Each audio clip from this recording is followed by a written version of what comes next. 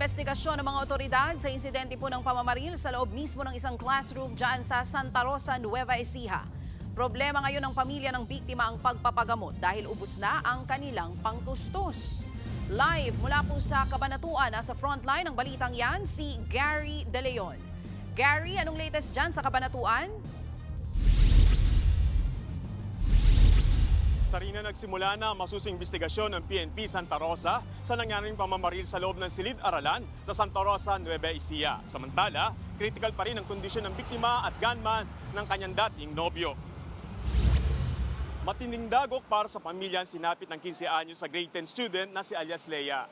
Binaril siya ng dating kasintahan sa loob mismo ng classroom sa Santa Rosa Integrated School sa Nueva Ecija. Nananatiling critical ngayon si alias Leia dahil sa tama ng bala sa ulo gamit ang kalibre 22 na baril. Hindi pa rin daw natatanggal ang bala sa ulo ng dalagita. Kailangan daw siyang ilipat ng ospital dahil masela ng kailangang gawing operasyon. Problema rin ang perang panggasto sa pagpapa-opera.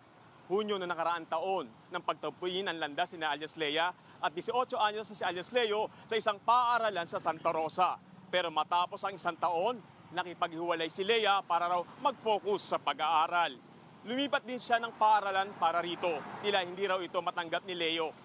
Madalas daw siyang pumunta sa bahay ng biktima para manuyo.